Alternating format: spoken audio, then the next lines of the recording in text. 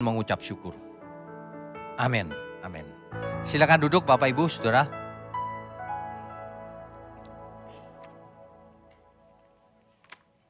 Selamat pagi, Shalom. Bapak Ibu Saudara, tidak terasa pagi ini adalah impartasi spirit yang ke-8, Saudara. Sejak kita GMM lahir. Sebenarnya kalau seseorang mendengar impartasi spirit dan menghidupinya, itu tidak perlu sampai 8. Berapa nilai awal aja sudah luar biasa harusnya. Tetapi nggak apa-apa, kita sabar saja supaya setiap kita semakin hari semakin bisa seiring satu roh di dalam Tuhan. Ya. Pagi ini kita akan membahas nilai kelima dari GMM. Dengan tema mengorbankan diri untuk Tuhan, bukan untuk manusia. Ya. Mari kita baca dulu Roma 12 ayatnya yang pertama. Karena itu saudara-saudara, demi kemurahan Allah, aku menasihatkan kamu supaya kamu mempersembahkan tubuhmu sebagai persembahan yang hidup. Apa yang harus dipersembahkan? Tubuh kita. Itu bukan berarti tubuh kita dijadikan korban bakaran, bukan. Seluruh hidup kita artinya. Persembahkan yang hidup. Yang hidupnya itu kudus dan yang berkenan kepada Allah. Itulah ibadahmu yang sejati. Jadi banyak orang sebenarnya tidak beribadah selama ini. Karena tidak mempersembahkan seluruh hidupnya. Ke gereja cuma permainan, kasih uang nanti dibalas Tuhan. Kalau ikut Tuhan Yesus kaya. Itu rendah sekali nilainya di hadapan Tuhan. Ya, saudara ya. Perhatikan baik-baik, terutama pelayan Tuhan. Dimanapun saudara berada. Meskipun tidak menjabat jabatan gereja. Semua pelayan Tuhan. Katakan amin. Siapapun saudara, dimanapun saudara, saudara adalah pelayan Tuhan. Ada 3 pilar pelayan Tuhan. Perhatikan baik-baik. Kalau mau melayani Tuhan, minimal ada 3 pilar. Diingat baik-baik itu. Pelayanan itu adalah persembahan, bukan cari panggung. Persembahan, saudara. Kita melayani itu mempersembahkan hidup kita, bukan cari panggung. Bapak Ibu, saudara siapapun ya, di luar sana terutama, jangan suka tersinggung ya. Ini pelajaran. Supaya kita tidak cari panggung. Tapi hidup ini mempersembahkan. Itu beda loh. Kelihatan orang yang cari panggung itu. Kelihatan. Tapi nggak apa-apa. Karena semua juga sedang belajar. Amin ya. Nggak masalah. Tapi harus diingat pelajarannya semakin hari semakin maju. Pilar pertama melayani itu persembahan. Mempersembahkan hidup. Bukan cari panggung. Bukan cari nama. Bukan cari popularitas. Ya. Kolose 3 ayat 23 sampai 24. Apapun juga yang kamu perbuat, perbuatlah dengan segenap hatimu. Seperti untuk Tuhan dan bukan untuk manusia. Ingat baik-baik. Apapun yang kita lakukan, lakukan untuk Tuhan. Jadi jangan saudara mendengar siapapun. Kalau di gereja mendengar gembala. Karena saudara domba-domba Tuhan harus dipimpin sampai kepada Tuhan. Saudara dengarkan gembala, bukan karena saya gembala, bukan. Karena kebenaran di mana-mana begini. Dengarkan gembalamu. Bahkan gembala diancam oleh Tuhan. Apakah engkau mengasihi aku? Iya, gembalakan domba-dombaku. Para gembala itu dihukum dengan, dihakimi dengan nilai yang sangat tinggi loh. Lebih berat daripada semua orang. Nah makanya domba-domba mendengarkan gembalanya. Kan gitu kan, ya. Jadi pelayanan bukan supaya dilihat orang. Jangan melayani karena dijadwalkan di gereja. Melayani bukan dijadwalkan di gereja, melayani itu seumur hidup kita, di rumah, di mana saja. Ya bukan karena jadwal. Jadi saudara kalau ditanya, mau kemana? Mau melayani. Oh, itu ya benar juga sih, tapi maksudnya, jadi kamu nggak melayani kalau nggak lagi di gereja. Ya, harus dirubah ini mindsetnya. Makanya kita nggak ikutin arus. Kalau ada yang bilang GMM, gereja mulai meniru, salah dia. Kita gereja mulai mengoreksi diri. Selama ini kita kurang tepat. Ada hal-hal yang kurang. Makanya ini ditajamkan. Nah, impartasi spirit itu menajamkan juga. Ya. Jadi seorang pelayan Tuhan harus tetap setia meskipun ada di balik layar. Gak pernah tampil. Dia sembunyi sendiri. Tapi dia melayani Tuhan dengan sungguh-sungguh. Nah, itu tetap pelayan Tuhan. Makanya sebenarnya kita nggak penting mau tampil mau nggak. Dulu saya sudah biasa kok jadi pemain cadangan. Kalau nggak ada ya saya gantiin, kalau ada ya nggak. Nggak masalah. Pemain cadangannya Tuhan aja kita udah seneng banget loh. Ada amin nggak nih? Iyalah. Daripada pemain utamanya setan, dengan cadangannya Tuhan. Kan gitu ya. Itu yang pertama. Pilar yang kedua. Pelayanan itu butuh pengorbanan. Ingat baik-baik. Jangan ada di antara saudara siapapun melayani tapi tidak mengorbankan diri. Pasti salah pelayanannya. Sebab Tuhan Yesus teladan yang abadi. Ia mati di kayu salib mengorbankan diri. Teladan, saudara. Kalau kita nggak punya roh untuk mengorbankan diri, nggak usah melayani. Nggak usah. Ya. Nanti jadi masalah di gereja. Nanti engkau berada dimanapun jadi masalah. Kalau pelayanan itu mengorbankan diri, apa yang dikorbankan? Satu, waktu. Lah iya dong. Lah kalau prinsipnya orang dunia, time is money. Ya nggak bisa. Waktu. Waktu harus dikorbankan untuk Tuhan. Sediakan waktu untuk Tuhan. Bohong orang yang bilang cinta Tuhan tapi nggak punya waktu untuk Tuhan. Satu yang dikorbankan apa? Waktu, persembahkan. Dua, energi, tenaga. Butuh tenaga loh saudara. Hari ini kita ada program dari pagi ini sampai nanti jam terakhir. Ya, kalau nggak punya tenaga gimana? Loyo. Nggak bisa melayani kan? Tetap tenaga. Pikiran harus dikorbankan. Yang suka mikir sendiri, enaknya gini, nggak usah enaknya. Enaknya Tuhan bagaimana? Begitu. Ya, jangan punya proyek sendiri, perasaan sendiri. Korbankan uangmu untuk Tuhan. Bukan ke gereja, tapi untuk Tuhan. Untuk Tuhan itu bisa ke gereja, bisa nolong orang, bisa macam-macam. Yang terakhir, korbankan kenyamananmu. Orang yang mau hidup nyaman gak bisa melayani Tuhan. Maunya enak-enak sendiri. Apalagi yang banyak omong. Maunya merintah tapi gak mau kerja. Gak usah melayani Tuhan yang begituan. Melayani Tuhan itu kenyamanan diri sendiri dikorbankan. Ya, kalau enggak bukan pelayan Tuhan. 2 Timotius 2 ayat 3 sampai 4. Ikutlah menderita sebagai seorang prajurit yang baik dari Kristus Yesus. Prajurit loh kita itu. Kalau orang sampai enggak sadar ya, aduh. Pelayan yang sejati, dia maju terus. Meskipun fisiknya capek. Meskipun dicela kiri kanan. Meskipun enggak dapat apa-apa. Itu pelayan Tuhan yang benar itu. Ini udah jarang dikhotbahkan hari-hari ini. Yang dikhotbahkan itu kalau kamu ikut Tuhan diberkati. Mabok kali. Kalau kau ikut Tuhan, kau harus pikul salib.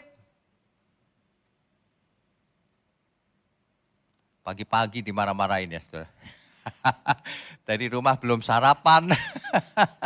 Saya juga belum sarapan saudara, sama kita. Tapi ini yang benar. Pengorbanan itu adalah tanda bahwa kita mau mempersembahkan diri kepada Tuhan. Kita mau melayani Tuhan. Pengorbanan sudah jarang dikhotbahkan. Ya, itu pilar yang kedua. Aplikasinya gini loh, sederhana nih ya. Kalau saudara ada yang melakukan tersinggung, bagus. Tapi jangan diulang lagi. Ya. Kalau ada apa-apa rela hadir lebih pagi. Kalau perlu pulang lebih malam. Itu kan pengorbanan. Enggak, aku nyaman, enggak usah datang, tidur. Tidur lebih nyaman kan, enak secara fisik. Tapi jiwa dan rohnya beda, datang sama enggak. Itu beda, saudara. Makanya sebagian besar manusia di bumi ini, di planet bumi ini, cuma menghidupi fisiknya saja, makan roti, nasi. Tapi tidak makan jiwanya dan rohnya, enggak makan firman. Makanya sakit jiwa. Banyak orang sakit jiwa, merasa rohani tapi tidak rohani sebenarnya.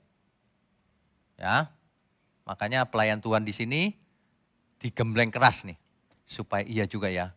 Jadi pikiran yang miring tuh lama-lama berat, iya benar juga. Nah baru dewasa, baru kita melayani bersama-sama jadi enak. Jangan gampang terganggu dengan kiri kanan. Si roh jahat itu berkeliling di gereja saya lihat. Gosok-gosok sana, gosok-gosok sini. Waduh, gak ngerti dia. Kalau orang yang mengerti, pandangannya jauh ke depan. Aku mau melayani Tuhan, mau mengorbankan diri. Gak hitung-hitungan. Apalagi ngomongin kiri kanan, gak perlu. Gak ada gunanya itu. Gak ada gunanya ngomongin sudah kiri kanan. Saudara tahu gak di dunia nyata saja, sekuler aja. Seorang juara itu memperhatikan sekelilingnya gak? Ngurusin gak? Kok dia gak latihan? Gitu gak? Tanya Pak Fung tuh. Ada gak orang yang ngurusin ya pemain juara gitu, ngurusin temennya. Kenapa dia gak latihan? Gue juga gak mau latihan kok gitu. Itu gak? Juara itu gak peduli. Orang lain gak mau latihan, aku mau latihan. Itu. Orang lain kayak gitu, gak masalah. Aku pelayan Tuhan. Diomongin kiri kanan, itu sih ini gini. Gak penting banget sih lu omongannya. Mulutmu itu kotor tau gak? Ngomongin orang. Gak usah yang begitu-begitu. Kita itu juara. Lihat ke depan, garis finish. Ada amin gak nih? Itu sebabnya Alkitab berkata gini. Tanggalkan beban dan dosa. Aku mau berlari-lari ke depan. Itu sang juara itu begitu. Sang juara itu lihat ke depan. Aku mau bikin ini ke depan. Sementara loser, pecundang itu, si itu, ngurusin orang lain. Untuk apa ngurusin orang lain? Urusi diri sendiri. Lihat ke depan. Kamu juara. Jadilah pemenang kata Alkitab. Bahkan lebih dari pemenang. Ada amin? Itulah yang dimaksud hidupmu akan berbuah-buah kalau mengerti firman yang ditabur. Ada yang buahnya 30 kali lipat. Ada yang 60, ada kali 100 kali. Itu luar biasa manusia yang berbuah itu. Banyak orang gak berbuah di gereja. Belajar melayani aja tersandung-sandung. Gak apa-apa, bangun lagi. Tersandung, bangun lagi. Oh, itu. Kan kita sebenarnya pernah buat salah juga setiap orang. Kalau kita ingat malu-maluin juga ya gue ya. Gitu. Iya enggak? Orang kalau sampai gak bisa menertawakan dirinya sendiri ya, dia masih sombong. Dia masih sombong. Kadang-kadang saya sampai, aduh, dulu itu kok goblok banget ya gue ya. Gitu. Malu-maluin lagi. Nah gitu. Jadi jangan tersinggung, enggak. Wah, enggak bisa belajar yang begituan. Kosongkan diri kita. Kosongkan, saudara. Ya. Berkorban demi latihan, doa, apalagi. Enggak apa-apa kalau enggak ditampilin di depan. Enggak masalah. Ya. Jangan memanjakan perasaan diri sendiri. Kalau mau jadi pelayan Tuhan, perasaannya harus mati. Difitnah kiri kanan, matikan aja perasaan kita. Aku mau memandang ke depan. Sang juara itu lihatnya ke depan. Enggak lihat ke masa lalu. Ya, memang ada juara dunia yang enggak pernah jatuh. Enggak pernah kalah. Enggak ada. Kalau dia lihat ke belakang, dulu gua kok jelek banget ya mainnya ya. Malu-maluin. Bagus. Ke depan lihatnya. Supaya tidak diulang kesalahan yang sama. Nah gitu baru mantap. Ya, jangan memanjakan diri sendiri. Orang yang memanjakan diri sendiri gak bisa lihat ke depan. Aku kasihan ya gak punya temen ya. Aku kasihan ya, mengasihani diri sendiri. Diserang dikit sakit hati kayaknya. Aduh, perasaan diri sendiri gak dikorbankan untuk Tuhan. Kalau kita mengerti kebenaran ya, kita udah gak memiliki diri sendiri. Beneran.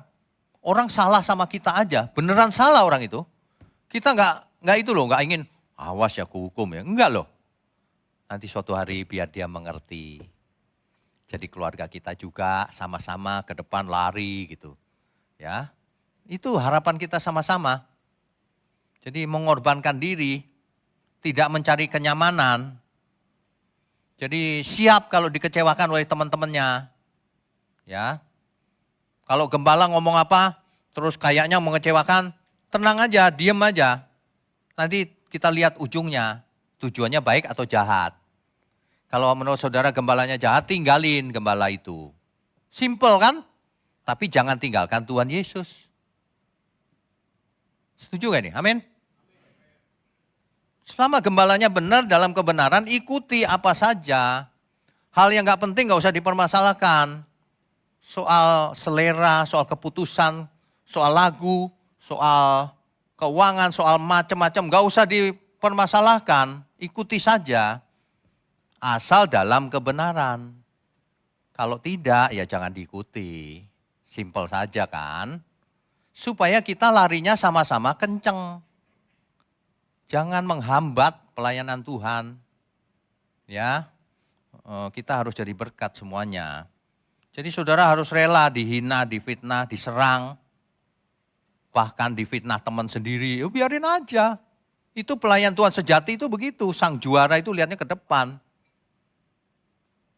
Saudara, saya nggak pernah loh lihat ke kiri ke kanan, kok itu kaya ya, kok itu nggak penting. Apa yang mesti kita lakukan ke depan ya? Ini gereja Tuhan mau dibawa kemana ya Tuhan? Tolong ajari kami semua, masing-masing kami. Supaya kami itu punya karakter yang tangguh. Jangan karakter yang gampang di kiri kanan. Banyak orang masih belajar, saya tahu. Bagus, gak apa-apa. Tapi jangan kalau salah terus membela diri. Salah ya salah. Ampun Tuhan, aku tidak mengulanginya lagi. Tuhan Yesus itu benar-benar mengosongkan dirinya dari surga, mengosongkan diri jadi manusia. Yang maha tinggi mengosongkan diri, merendahkan diri. Lah kok manusia banyak yang meninggikan diri. Itu spiritnya Lucifer. Merasa hebat. Ya, merasa hebat. Ini yang merusak pelayanan itu merasa hebat. Orang kalau sudah sombong, itu nanti jatuh, pasti. Pasti jatuh, siapapun kita. Termasuk saya, kalau saya sombong, saya jatuh nanti. Makanya nggak berani, saudara.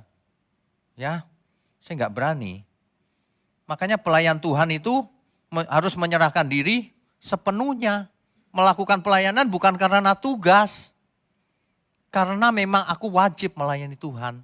Karena aku mengasihi Tuhan. Kan begitu harusnya. Itu pelayanan yang benar. Ya. Nah, pengorbanan itu adalah bukti cinta kita kepada Tuhan. Kalau kita nggak berkorban, berarti kita belum cinta Tuhan. Belum. Ya, ingat apa yang dikorbankan? Semuanya. Waktu kita, kenyamanan kita, perasaan kita, pendapat kita pribadi, apalagi selera pribadi, tenaga, uang, waktu, semuanya kalau mau ibadahmu sejati. Kalau cuma ibadah-ibadahan ya terserah situ. Kita nggak punya waktu untuk main-main gereja-gerejaan. Ibadah-ibadahan. Nggak ada, kalau mau benar ya benar. Saudara lihat, siapapun kita libatkan di sini. Ada orang kasih masukan ke saya, Pak, itu anak STT terlalu junior Pak melayani. Diam kau. Melayani gak ada junior, gak ada senior.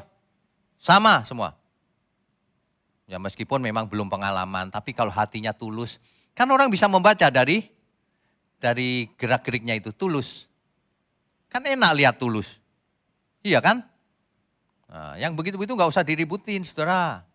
Itu terserah gembala. Jangan suka bikin pendapat sendiri. Kecuali kalau soal kebenaran. Saudara pikir ini salah, baru kita persoalkan. Kalau itu kan bukan soal kebenaran. Lagi pula kita punya pandangan luas, kalau gembala itu luas pandangannya. Untuk kepentingan bersama, untuk proyek bersama, untuk pekerjaan Tuhan. Untuk menyelamatkan banyak jiwa. Itu ya. Itu.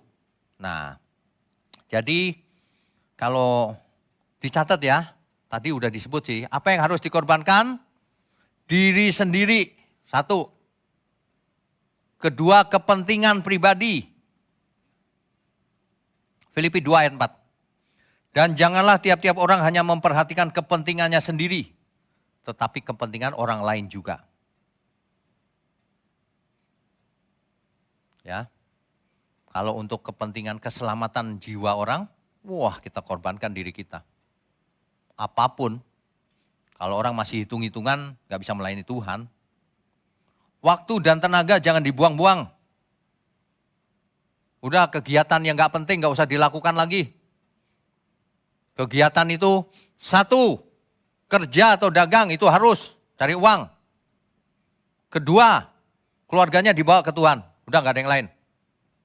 Gak ada itu mancing di got. Mancing di got dapatnya teri lagi. Kalau mau mancing itu di laut lepas sana loh, dapat paus. Nah itu saya dukung tuh. Karena daging paus kan gede. Daging paus gede bisa kita iris-iris dibagi ke seluruh jemaat. Bayangin setiap orang dapat daging ikan gede. Bagus kan? Jangan bikin sesuatu yang gak ada gunanya. Aduh, sia-sia tau gak? Bikin sesuatu yang hebat gitu, persembahkan untuk Tuhan. Ya. Banyak orang bikin sesuatu merasa mempersembahkan untuk Tuhan. Padahal dapatnya banyak. Persembahan saya cerit. Bukan saya lagi kritik siapapun loh, ini prinsip. Ini prinsip.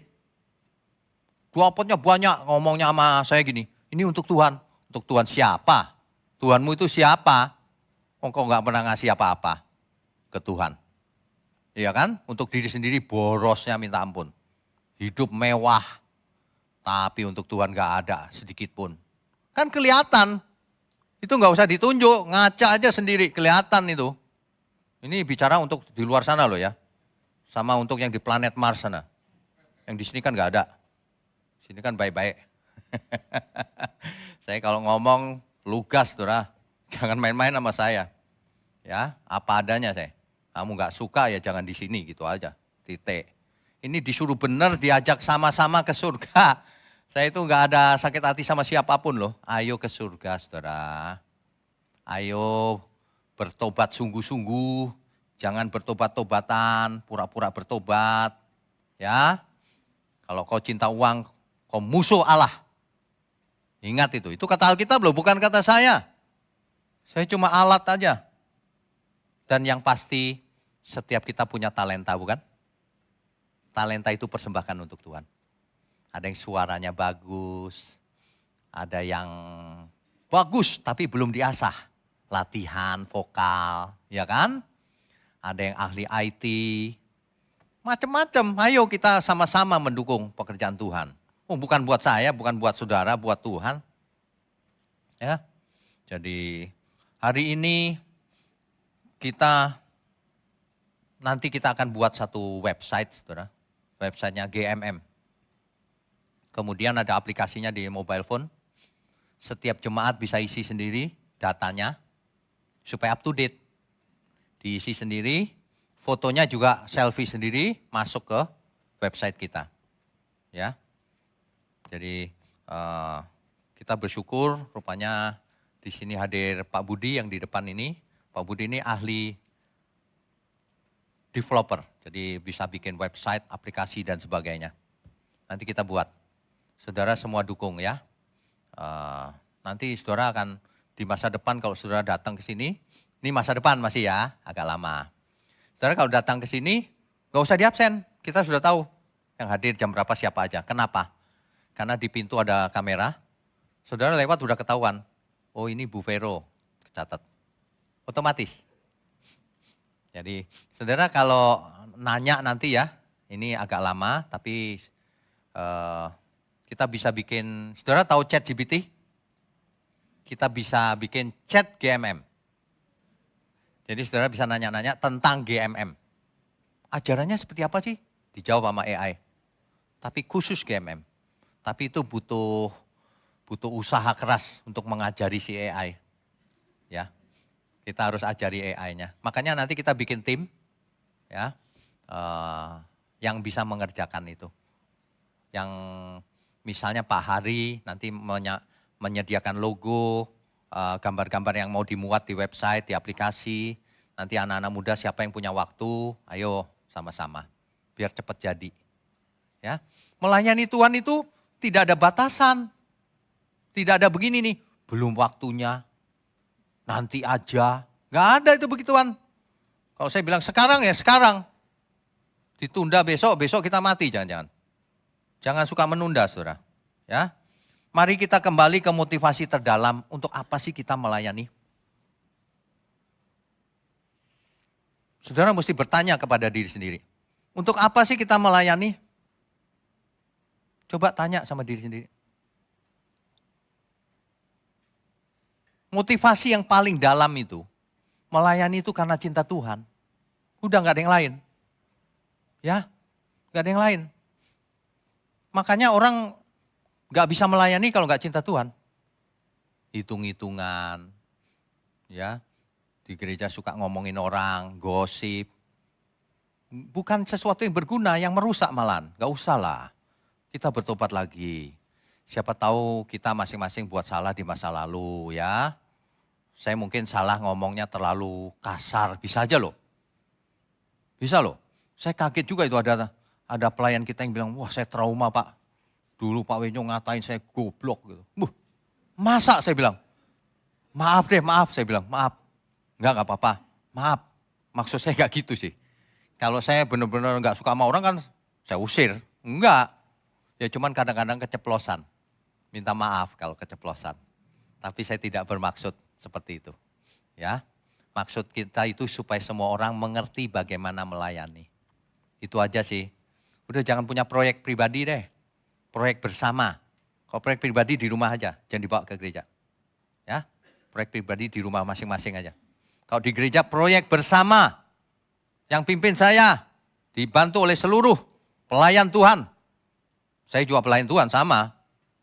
Jadi jangan suka ada ide aneh-aneh ya. Gitu. Saya pelayan Tuhan seumur hidup, saudara. Sampai mati.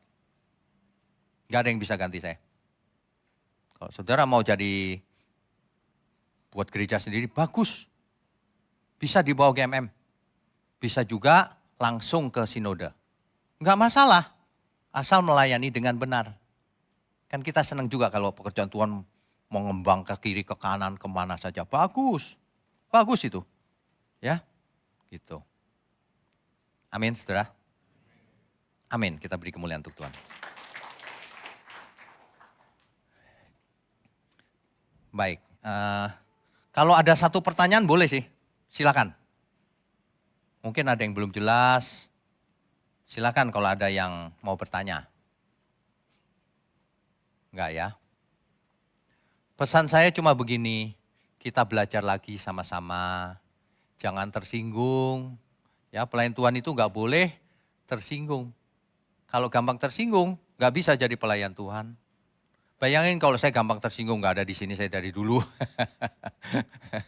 Jangan, saudara. Kita itu mesti buta dan tuli terhadap sesuatu yang jahat. Tapi terbuka lebar untuk kebenaran. Mengalah, minta maaf kalau perlu. Wah, kalau saudara bisa berarti saudara pelayan Tuhan. Orang yang nggak bisa minta maaf berarti dia masih memiliki dirinya sendiri. Jangan saudara ya, minta maaf. Kita dianggap rendah biarin aja, nggak masalah. Sebab yang dianggap rendah oleh dunia ditinggikan oleh Tuhan. Amin ya. Mari saya undang semua untuk bangkit berdiri. Nanti jam 9 kita lanjutkan dengan seminar seri nama Tuhan. Itu sangat penting. Sebab dunia ini ribut, salah satunya karena debat tentang nama Tuhan. Oke, kita langsung saja yuk, kita angkat tangan kita. Bapa di surga, terima kasih, kami mengucap syukur. Biarlah di pagi hari ini kami belajar banyak ya Tuhan. Kami mau belajar melayani Engkau dengan sungguh-sungguh, dengan benar. Terima kasih untuk gereja Tuhan, GMM, Gereja Mula-Mula. Kami mengucap syukur untuk seluruh pelayan Tuhan, seluruh aktivis, seluruh jemaat yang rindu akan kebenaran, haus dan lapar akan kebenaran. Makasih Tuhan, kami percaya kami semua sudah diberkati.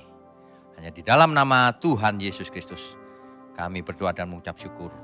Haleluya, semua yang percaya katakan amin. Amin.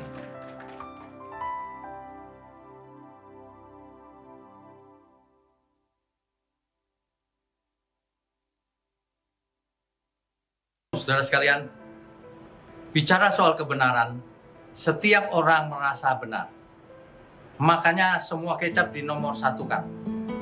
Ada orang yang mengatakan saya paling benar, ini paling benar, itu paling benar. Mana sebenarnya yang paling benar?